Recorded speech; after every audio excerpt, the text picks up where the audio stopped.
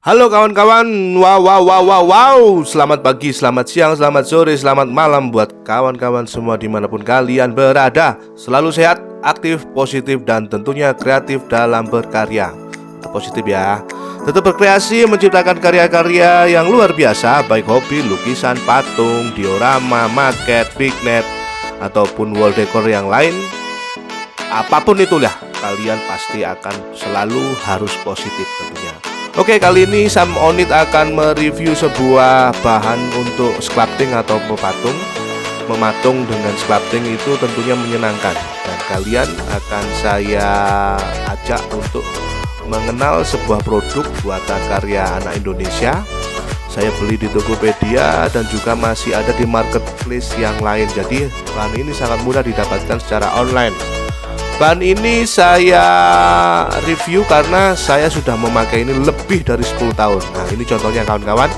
Saya membuat sebuah karya berupa sculpting figur kura-kura. Saya menggunakan bahan ini sangat nyaman karena sesuai dengan proporsional ketika saya melakukan sebuah eksperimen atau mematung. Oke. Nah, sculpting yang saya buat ini saya unskala ya, jadi saya tidak memakai skala yang tertentu, ukuran tertentu dan sebagainya. Tapi kalian bisa lihat ini hasilnya sangat halus, soft, smoothie, dan detailnya juga luar biasa. Patung atau sculpting yang saya buat ini saya menggunakan bahan dari bahan epoxy clay atau biasa kita sebut dengan epox clay. Epok clay sendiri. Aduh, ngomong belepotan. Hah? Baru ya bang. Oke, sculpting dari bahan epox clay ini tentunya sangat mudah ya sebenarnya kalau kalian tahu. Ini dia barangnya, jadi kalian harus mengenal dulu. Nah, ini dia epox clay. Epox clay terbuat dari epoxy clay atau tanah liat, tapi tentunya ini bukan tanah liat ya, ini adalah epoxy. Jadi bahan epox clay sendiri terbuat atau ada dua bahan, yaitu hardener dan claynya sendiri.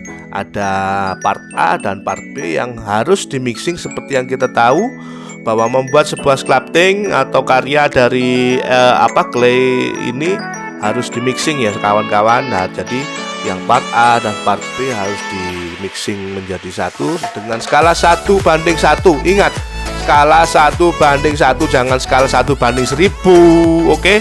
Karena akan tidak membuahkan atau tidak menghasilkan adonan yang proporsional. Dengan skala 1:1 antara hardener dan claynya sendiri, kita bisa menyesuaikan sesuai dengan keinginan kita.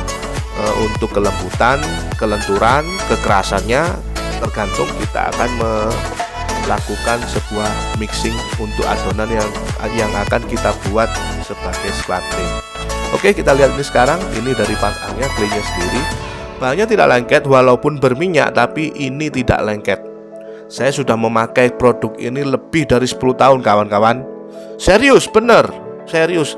Dan bahan ini sangat tidak terlalu lengket di tangan, tidak berbau, dan tentunya aman. Dan clay ini ketika kita melakukan untuk pendetailan, aduh ngomong kok belepotan banget ya, belum sarapan ini ya kawan. Oke. Detailnya ini sendiri dari part A sendiri sangat tidak keras karena belum tercampur dengan hardenernya. Jadi kalau kalian mencampur dengan hardenernya, ini adalah part B hardenernya. Jadi sebelum kalian melakukan adonan, jangan sekali-sekali langsung dicampur ya kawan-kawan, karena nanti akan mengeras dan itu tentu kita akan merasa sulit untuk mengukir, untuk membuat atau pendetailan dan sebagainya ketika kita membuat karya sculptingnya. Jadi part A, jadi ingat part A adalah part claynya, dan sedangkan B ini adalah hardenernya.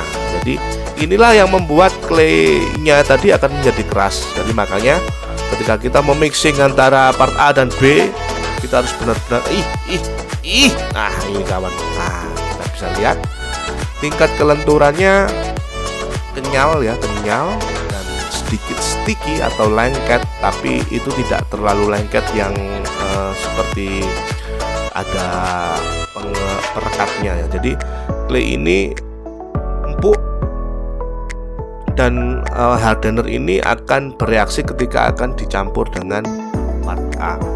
Oke, sebentar lagi kita akan bereksperimen. Sebelum kita bereksperimen, kita harus mengenal dulu part B ini seperti apa sih. Nah, ini saya ulen-ulen dengan jari, jangan jari, iya dengan tangan, iya dengan tangan.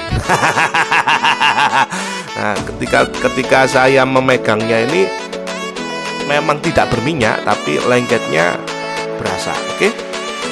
Oke kawan, sebelum saya akan melakukan sebuah sculpting, tentunya saya akan melakukan sebuah armatur dulu atau rangka kawat, yang itu adalah cara baku untuk kita membuat sebuah karya. Oke, let's go, kita buat dengan ini. Sebelum kawan-kawan menciptakan sebuah sculpting figur, patung, atau apapun, kalian harus membuat rangkanya dulu.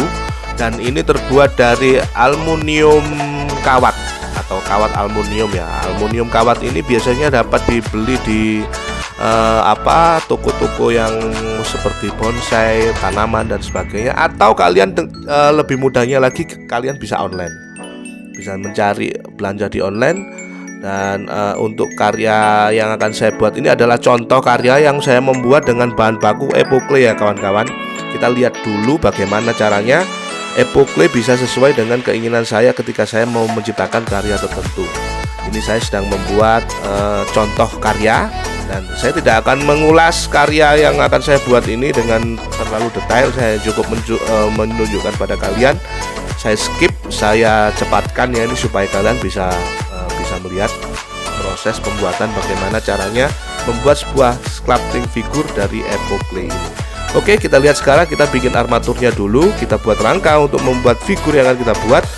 Kita membuat terbuat dari bahan aluminium kawat, yang kawat ini tadi sangat lentur, dan tergantung kalian mau membuat dengan ketebalan atau bermacam-macam ukurannya, baik yang 2, 3, 4, 6, 10 dan sebagainya ketebalan kawatnya. Oke, armatur sudah kita buat. Kita sekarang sedang membuat rangkanya, dan sekarang ini akan saya tunjukkan bagaimana epoclay bekerja dan bagaimana caranya epoclay ini sesuai dengan harapan saya dengan sculpting yang akan saya buat ini. Oke, ini sekarang kita buat.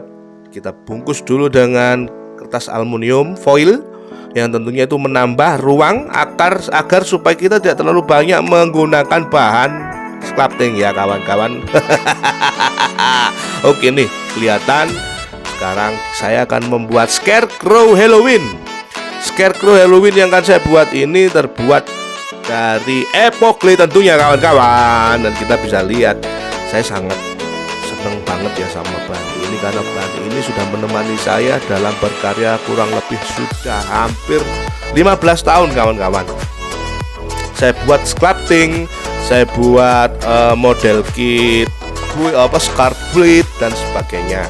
Untuk custom juga bisa. Oke, bahan ini sangat mudah sekali pengaplikasiannya. Kita tinggal mencampur hardenernya dari part B dan part A. Kita jadikan satu, mix adonan sebelum kita aplikasikan ke armatur figur sculpting yang akan kita buat. Kita mix dulu, kita tempel satu sama lain dengan skala 1:1.